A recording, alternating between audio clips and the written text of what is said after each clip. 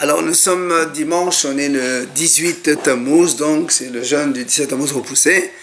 Et on est arrivé d'Af Aïn Tet de Zvahim, Aïn Tet à la 4e ligne, Rava Amar. Hier, on a montré donc la question, comment dans la Mishnah, à propos du seau qui était impur, qu'on devait donc tremper dans le mikvé, on avait dit que si le seau était plein d'urine, on voit comme si c'était de l'eau. Et donc ça suffit de le tremper, de faire un chakra, ce qu'on appelle embrasser le bord du seau avec le mikvé, ça suffit. Par contre, si c'est mehatat, si le seau contenait de l'eau de la vache rousse, là on va selon le rov. Si le rov c'est donc de l'eau de la vache rousse, alors donc il y a ce qu'on appelle hatissa et le seau n'est pas purifié. Si le rov c'est de l'eau du mikvé, alors il est purifié. Et donc on a dit comment d'un côté on voit le rov et d'un autre côté on voit comme si c'était ro'in ke'elu. Alors Abaye il a donné une première réponse, il a dit hadidea de Rabbi. Donc ce qu'il a dit Rabbi Yehuda qu'on va selon le rov, c'est son propre enseignement. Et ce qu'il a dit qu'on ne va pas selon le rov, au contraire, on voit comme si quelque chose n'était pas de la même espèce et avec le tam ou la couleur, ce n'est pas Batel, c'était Rabban Gamliel. Maintenant, Rava Amar, il vient Rava et donne une deuxième réponse.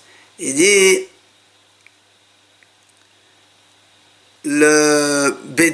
on parle ici, Bedeli Shetochot Tahor Vegabot Ame Askenan. En fait, Rava dit, il n'y a pas de contradiction entre Rabbi Yehuda, et on peut dire lui-même, Rabbi Yehuda, lui-même, donc, il pense comme son maître dans tous les cas que on ne va pas selon la majorité. On va selon, donc, soit le goût, soit la couleur. Comme on a dit dans le cas du sang et comme on a dit dans le cas donc, des urines. Alors, comment ça se fait dans le cas du seau qui était des seaux de la vache rousse, on a dit on va selon la majorité. Parce que là-bas, c'était un cas spécial. Pourquoi? C'était un seau, c'est-à-dire l'intérieur du seau, il est pur. C'est que l'extérieur, les parois extérieures donc du seau qui étaient impures. Et ça peut arriver quand il y a une tum'a des rabbanan, une impureté par donc des hachamim, par exemple une tum'at mashkin, c'est-à-dire s'ils ont touché un liquide, là-bas, quand le liquide a touché les parois extérieures du seau, du récipient, alors l'intérieur, lui, n'est pas impur. Alors c'est pour ça que l'Agma dit comme ça. C'est-à-dire comme il n'y a que la paroi extérieure qui est impure, selon la halakha, c'est-à-dire un petit peu seulement d'eau, ça veut dire quoi? Comme il n'y a que les parois extérieures duquel qui sont tamées. Donc on n'a pas besoin d'avoir de l'eau qui rentre dans le récipient. Il faut juste que l'eau, elle touche les parois extérieures et le rebord du dessus. Puisque l'extérieur, c'est aussi le rebord du dessus. Et là, Hachamim disent comme ça. Normalement, avec un peu d'eau de l'extérieur, ça suffit. Seulement, seulement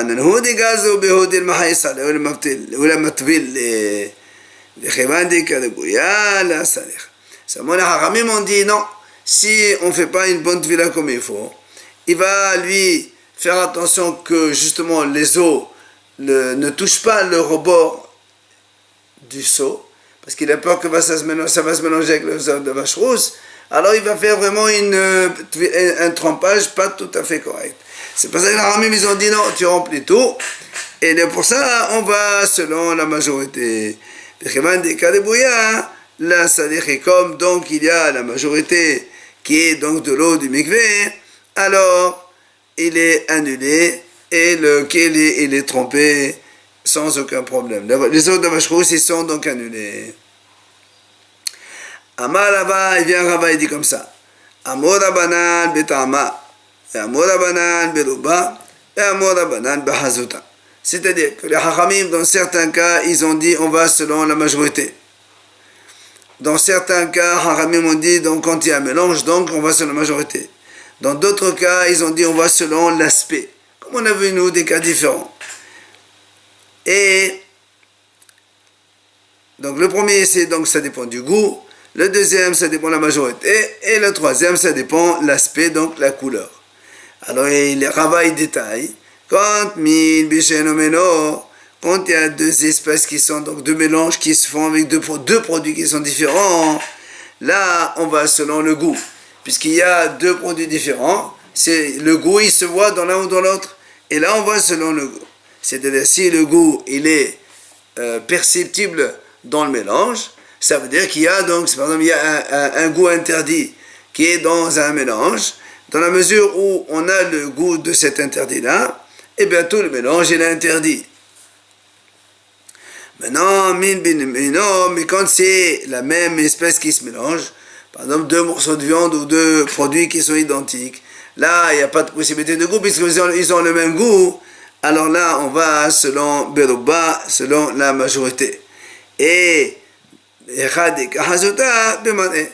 dans le cas où il y a un problème de couleur, là aussi, on va selon la couleur. Tant que la couleur de l'interdit, elle est visible, tant que la couleur est visible, elle ne s'annule pas selon donc la couleur qu'il y a dans, comme on a vu nous, dans le sang et de l'eau. Tant que c'est le sang, alors c'est bon pour asperger. Maintenant, on a vu nous hier que selon Rish Lakish, quand on a parlé de quelqu'un qui mange mélangé, kazet, pigoul, kazet, notal, kazet, tamé, quand il y a trois interdits qui se mélangent, on a dit peut-être que dans un des deux kazetot, quand il se mélange avec l'autre, il s'annule dans l'autre. C'est-à-dire qu'on a dit quand un interdit peut annuler un autre interdit. Il vient la Gemara nous dit Ouflira de Rabbi Elazar. Ce qu'on a dit hier, ça contredit ce que dit Rabbi Elazar. Qu'est-ce qu'il a dit? De Amar Rabbi Elazar. Kishem she'en mitzvot mebatelot zo et zo, car en esorin mebatelin zo et zo. Il dit Rabbi Elazar de la même façon que des mitzvot, il n'y a pas une mitzvah qui annule l'autre. Comme la Gemara va nous l'expliquer tout de suite après, eh bien les esorin, il n'y a pas un interdit qui annule l'autre. C'est-à-dire quand si on a, comme on a dit hier dans le cas de Rish Lakish, il y a kazet goul plus kazet notar, quand ils se mélangent tous les deux, c'est hayav carré tous les deux. Tu peux pas me dire non, peut-être il y a un peu de l'un qui se mélange dans l'autre, il est annulé dans l'autre, du coup il n'y a plus de kazet comme on a expliqué hier. On ne dit pas ça. Le essour n'annule pas un essour. Un interdit n'annule pas. Puisqu'ils sont tous les deux interdits, alors ils restent interdits tous les deux. Alors, et il nous dit, Rabbi Elazar, Man shamate d'amar en mitzvot mevatot zo et zo. Où on a vu que les mitzvot, l'une n'annule pas l'autre. Alors il dit, Hillel hi. C'est Hillel, le prince Hillel, qui a dit comme ça. Qu'est-ce qu'il a dit? Détania. Comme nous on fait donc le soir du Seder de Pessah, quand on a mangé la matzah et après on a mangé le maror, on fait ce qu'on appelle korech, le fameux sandwich. C'est quoi le sandwich? On prend la matzah avec les herbes amères et à l'époque de Mikdash, il mettait aussi le korban, la viande en même temps et tous les trois ils les mangeaient en même temps. Il faisait comme ça. Il ne fait pas comme nous, on mange une à part, la matzah seule, le korech seul et à l'époque de Mikdash, la viande seule. Il dit non, les trois on les mange ensemble. Donc tu vois bien que le goût de la matzah ne va pas annuler celui de la viande, et le goût de la viande ne va pas annuler celui des herbes amères, même s'ils sont tous mélangés, un n'annule pas l'autre. Comme la Braïta a dit d'Etania, Amdo ala al Hillel hazaka, donc Hillel le sage, il a dit Haya kodchan bevatahat veochlan. Il donc mélanger les trois ensemble et il les mange. Pourquoi? Mishum sheneemar parce qu'il est marqué que le Korban Pesach on le mange avec la matzah et le maror, lui aussi il faisait donc comme ça. Et c'est comme on a dit, comme les mitzvot, une n'annule pas l'autre, alors c'est pour ça que Rabbi Elazar a dit que l'interdit n'annule pas l'autre. Donc selon lui, que si quelqu'un mange kazet pigoul plus kazet notar plus kazet donc tamé, il est hayav karet selon Rabbi Elazar. Quel est le cas où deux interdits s'opposants peuvent s'annuler mutuellement? C'est le même cas qu'on a cité selon Rish Lakish qu'on a vu hier. Rish Lakish il dit oui. Il y a Hacham qui dit oui, comme le permis il interdit, un il annule l'autre, les deux interdits, un peut annuler l'autre alors qu'ils sont interdits tous les deux. Et là il dit non. Rabbi Elazar dit non.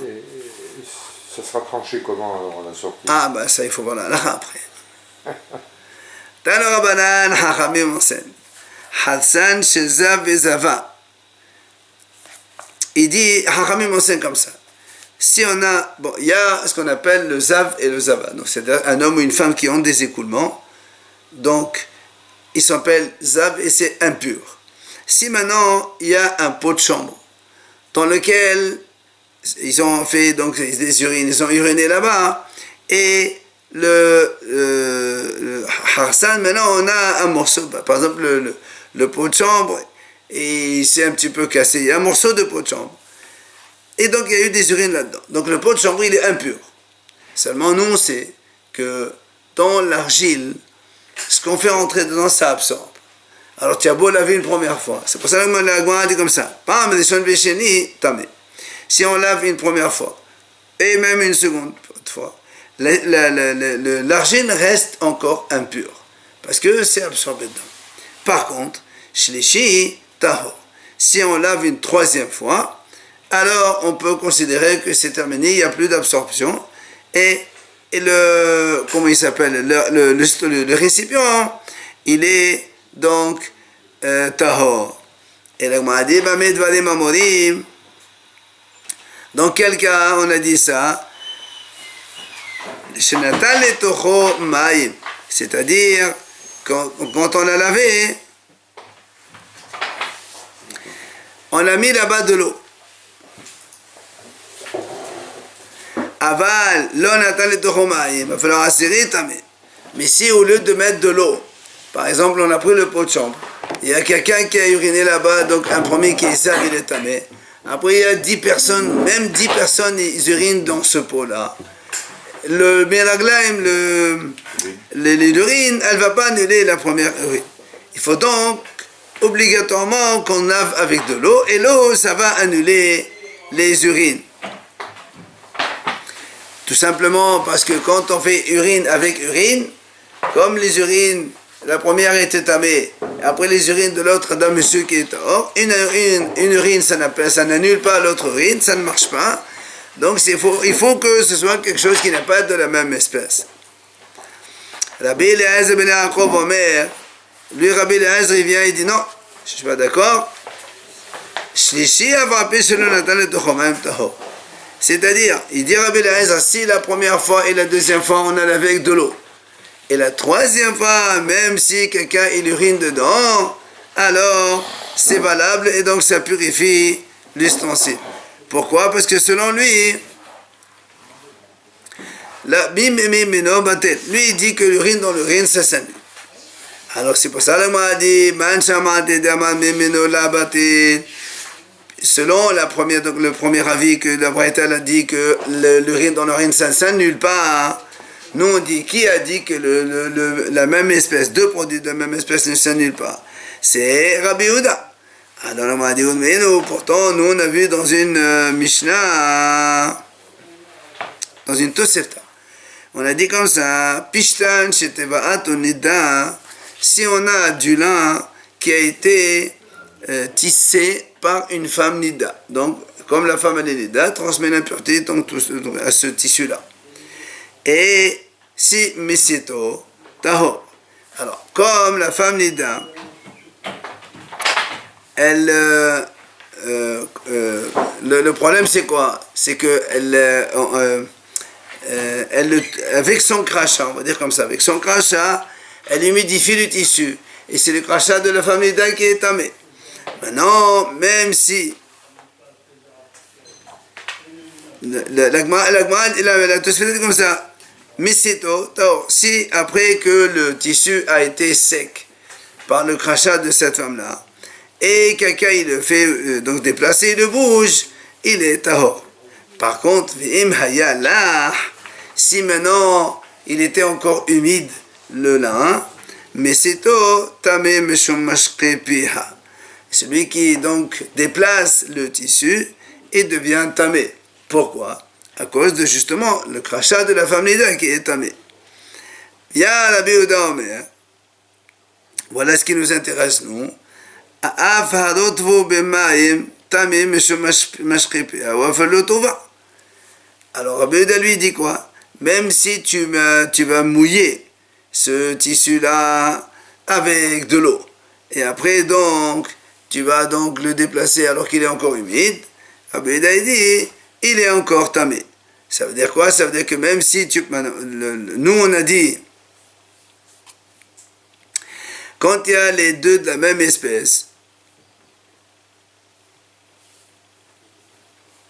donc nous on a dit tout à l'heure dans la Braïta que selon Rabbi Yehuda, qui est le Tanakama, il a dit si on lave 3 fois, oui, après il devient tahor.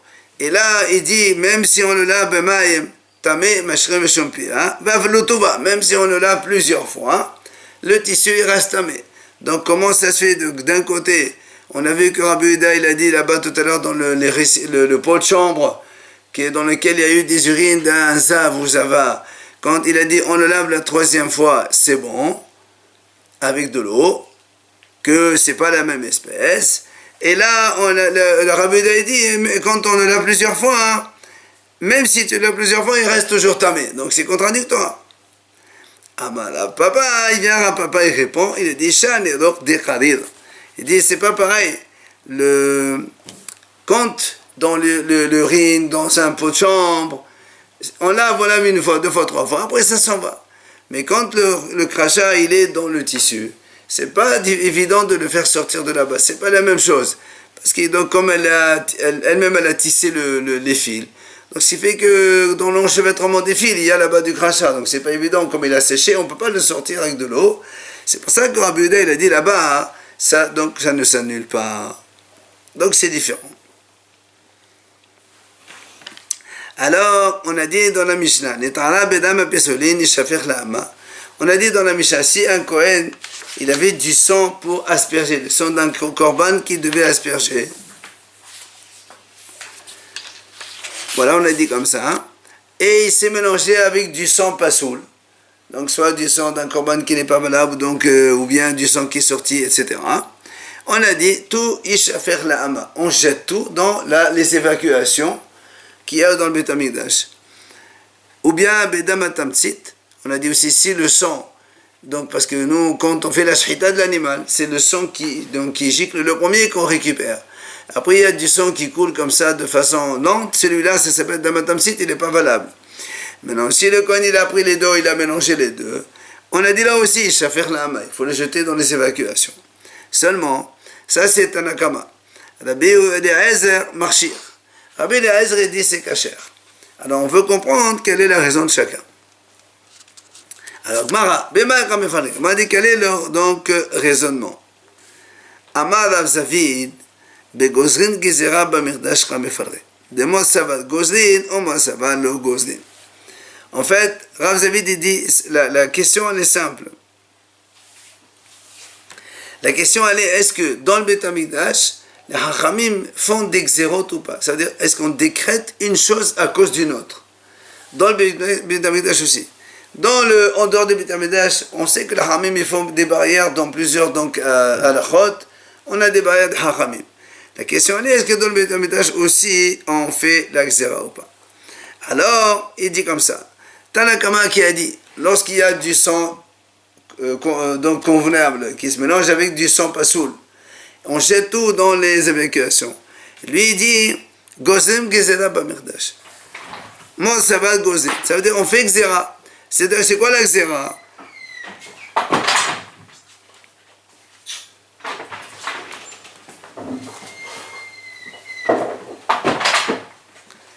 La xéra, c'est que si tu permets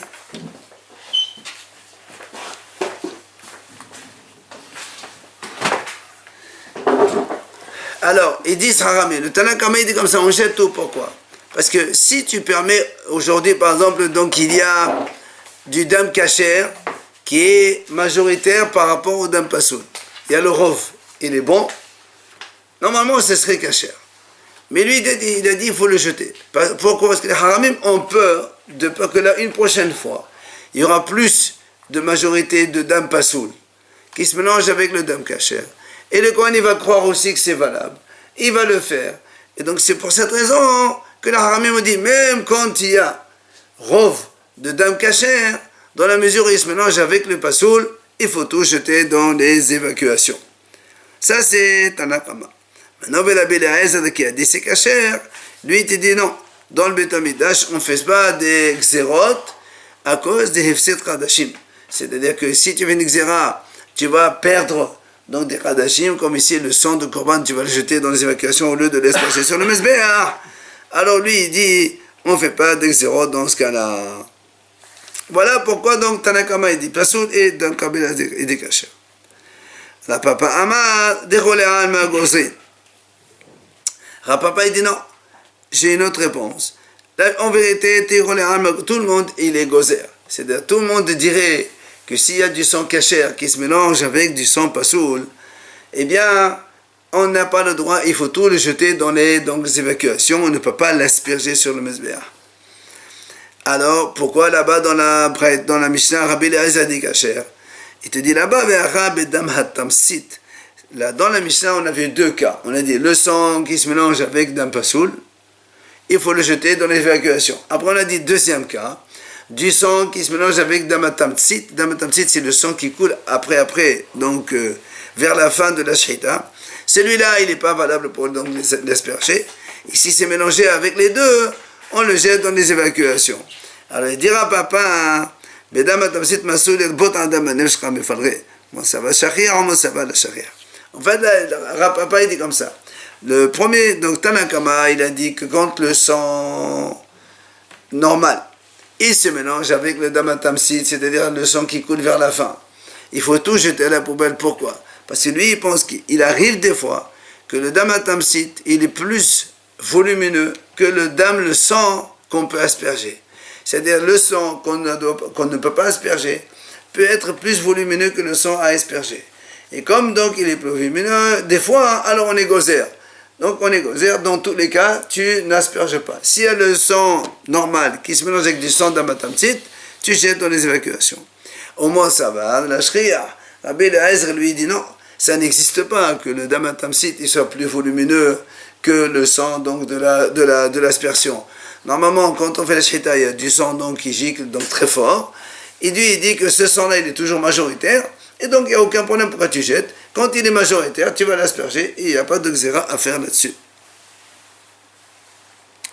Alors, vient la Mahadi Bish, la papa, Haïn de Ratané Tara, Bedam Bessoné Cheverlama, Bedam Tamsi de Cheverlama. Elle a les Ravzavid de Rabbeinu Litnin, Hu Kashia. La Mahadi, selon la réponse de Rapapa, puisqu'il a fait une différence entre le mélange sang normal avec sang pasoul, et donc, autrement, le mélange sang normal et sang tamtsit. Donc, Rapapa, il a fait une différence. Alors, je comprends pourquoi la Mishnah, elle les a mis en deux enseignements différents. La Mishnah, elle n'a pas dit le sang qui se mélange avec le dam pasoul ou avec dam tamtsit. Les deux, il faut les verser dans l'évacuation. Et Rabbi Eliezer était kacher. La Mishnah n'a pas fait ça. Elle a mis deux cas. La même résultante pour deux cas différents. Pourquoi? Donc c'est pour ça que ça marche selon Rapapa comme quoi il n'y a pas mahloket pour le premier cas. C'est-à-dire que quand le sang se mélange avec du sang pasoul, même Rabbi Eliezer, il est pasoul, comme le Tanakama. Par contre, quand le sang se mélange avec damatamtsit, c'est là où il y a mahloket entre Tanakama et Rabbi Eliezer. Donc c'est pour ça qu'on les a séparés en deux. Mais elle a le Rav Zavid, mais pendant ce temps, Rav Zavid qui a dit que la mahloket entre Tanakama et Rabbi Eliezer, c'est est-ce qu'on est gozer ou pas gozer? Et selon Tanakama, Rabbi Yehuda, Tanakama on est gozer, selon Rabbi on n'est pas gozer. Il y a une question. Pourquoi la Mishnah, elle sépare les deux cas alors qu'ils sont les mêmes? La Mishnah, elle aurait dû dire du sang normal qui se mélange avec du sang pasoul, ou du sang normal qui se mélange avec damatamtsit, tous les deux, on les verse dans les évacuations, et Rabbi Eliezer est kacher. Pourquoi la Mishnah a dit le sang normal qui se mélange avec le sang pasoul, on le jette dans l'évacuation. Après, le sang normal qui se mélange avec le sang de tamtsit, on le verse dans les évacuations. C'est la même chose. Pourquoi tu les sépares? Donc certainement, c'est comme Rapapa. Et là, moi, effectivement, il y a une question contre Rav Zavid. Matitin, nouvelle Mishnah. Dam tmimim bedam ba'ale mumin, ishafech la amma. Si on a du sang d'un korban, donc des korbanot qui sont bons, tamim, ça veut dire des korbanot, des animaux intègres, ils n'ont pas de défaut, il s'est mélangé avec du sang des animaux qui ont un défaut. Alors quand il y a un mélange, qu'est-ce qu'on fait? Ishafech la amma. On va jeter ça dans les évacuations. Même si le dam, donc il est plus majoritaire, Hachamim ils disent comme c'est des choses, donc les dames de Baalé Momin ça peut se trouver fréquemment dans le Bidamidash, Hachamim Gozrin, comme on l'a dit avec Rapapa, Yagzira, tout le monde est d'accord qu'on jette ça dans les évacuations. Maintenant, Kosbe Kosot, si maintenant c'est pas dans le verre que ça s'est mélangé, c'est un verre de sang cachère, il s'est mélangé avec d'autres verres, ou bien plusieurs verres, il y a des verres cachés, des verres de bêtes Baalé avec des défauts, qu'est-ce qu'on fait? רבי אלעזר אומר, אם קרב כוס אחד, יחרבו כל הכוסות. וחכמים אומרים, אף לא קרבו כולן חוץ מאחד מהן יישפך לאמה. Il dit Rabbi Eliezer, si, donc comme, imagine il y a 10 vers. Dans les 10 vers, il y en a un qui est pas bon, qui provient d'un animal avec un défaut. Donc on ne peut pas l'asperger. Alors Rabbi Eliezer dit comme ça, si Cohen, sans faire exprès, sans le savoir, il a versé un verre dans le Mesbéa, il a fait l'aspersion avec un, lui, Rabbi Eliezer dit, on suppose que ce verre qui a été versé, c'est celui qui est pas soul, et donc les 9 autres, on peut les continuer à les asperger sans problème. Hachamim disent tout le contraire. Hachamim disent non, même si tu as versé déjà 9, il te reste que le dernier, on suppose que c'est le dernier qui a le défaut, et donc tu n'as pas le droit de l'asperger, même pas le dernier. Et donc il faudra le verser dans les évacuations. Ça, c'est première idée. Deuxième idée, si on a du sang, des korbanot, hatat, dont le sang il faut le verser, hatat c'est en haut, qui se mélange avec du sang des korbanot d'en bas. Donc tous les autres korbanot, puisque tous les autres korbanot, on fait l'aspersion en bas du mesber. Il n'y a que korban hatat, des behemoths, des animaux, qu'on fait l'aspersion en haut du mesbeh. Ça, c'est la volaille. Dans les behemoths, il y a que hatat, on met en haut sur les 4 coins, et les autres, on met en bas. Donc, si le sang, il s'est mélangé, donc celui d'en bas et celui d'en haut, qu'est-ce qu'on fait? La Béléazar, il dit, on prend tout le mélange, on le met en haut. Mais ce qu'on devait faire en bas, mais les malins qui le maïm, Rabbi Eliezer dit comme ça, imaginons on a une coupelle, il y a du sang là-bas, des hatat qu'on doit mettre en haut, et aussi de korbanot qu'on doit mettre en bas. Alors comment je fais? Rabbi Eliezer dit, tu sais, c'est simple, tu verses en haut. Bon, quand tu verses en haut dans les coins, il y a du hatat, mais il y a autre chose. Alors il dit, l'autre chose, considère que c'est de l'eau. Donc, il n'y a rien de mauvais qui est monté, c'est de l'eau. Maintenant, le reste du sang, tu fais en bas. C'est valable donc maintenant pour le korban hatat en haut et les autres korbanot qui sont en bas. Ça, c'est Rabbi Eliezer. Hachamim disent non. Ishafech la'ama. On ne peut pas. On ne fait pas comme ça. On ne dit pas comme tu regardes comme si c'était de l'eau. Il y a un mélange en haut et en bas. Si celui d'en bas, on n'a pas le droit de le faire en haut, alors tu ne peux pas tout mettre en haut. Tu jettes tout dans les évacuations, on fait autre chose. Mais les Hachamim sont d'accord quand même. Si maintenant le Kohen, sans faire exprès, il n'a pas demandé la halakha, il est parti, il a mis quand même en haut et après il a mis en bas, alors on dit dans ces cas-là c'est caché. A posteriori, Hachamim sont d'accord que c'est caché. Maintenant, la Mishnah continue. Ça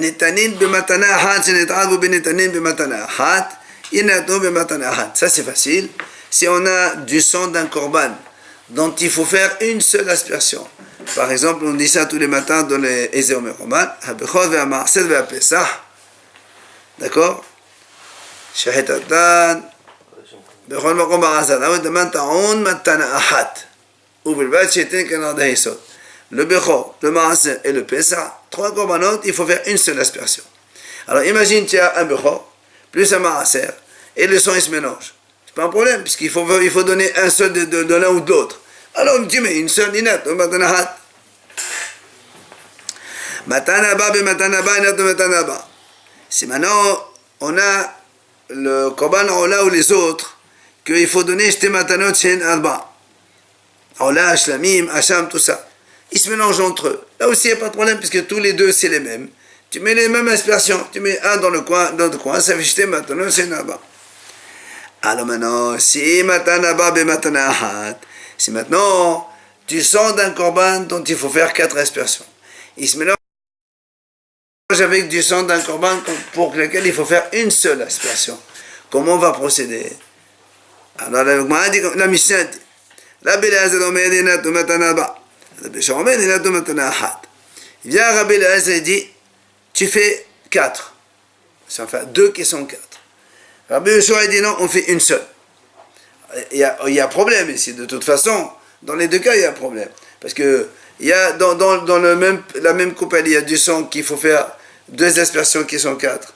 Et il faut faire une seule aspersion. Si tu fais une seule, celui qu'on doit faire 2, il n'est pas bon. Et si tu en fais 2, celui dont il faut faire 1, c'est pas bon non plus. Mais alors, Rabbi Eliezer dit quand même, on fait 4. Et Rabbi Yoshua dit, on fait 1. Alors, Malo Rabbi Eliezer, il vient Rabbi Eliezer de Rabbi Yoshua. Si tu fais qu'une seule, le Korban qui nécessite 2, ben tu as diminué. Et c'est marqué dans la Torah, Baltigra, c'est sûr de diminuer. Alors Amal et Rabbi Yoshua, allez, on va à Batosef. Alors Rabbi Yoshua lui dit, toi aussi, toi tu as dit il faut mettre 2. Le Korban dont il faut mettre une seule aspersion, tu en mets 2, alors tu as rajouté. Et là aussi il y a l'interdiction de rajouter, c'est marqué Baltosif. Alors Amal et Rabbi Eliezer, il lui dit Rabbi Eliezer, il a dit Rabbi Eliezer, non, quand est-ce que la Torah a dit Baltosif, ne rajoute pas, quand c'est le même produit, tu as fait 1, tu rajoutes pas un deuxième. Mais là ici, comme il y a un mélange des deux, c'est pas ça, il n'y a pas de Baltosif. Alors il lui dit Amal et Rabbi Yoshua, Rabbi Yoshua dit, moi aussi je peux te dire la même chose. Quand est-ce que la Torah a dit qu'il ne faut pas diminuer quand c'est le même produit? Mais là, quand il y a un mélange, même si on diminue, c'est pas grave. Et Rabbi Yoshua ramène un autre argument pour convaincre. Il lui dit, il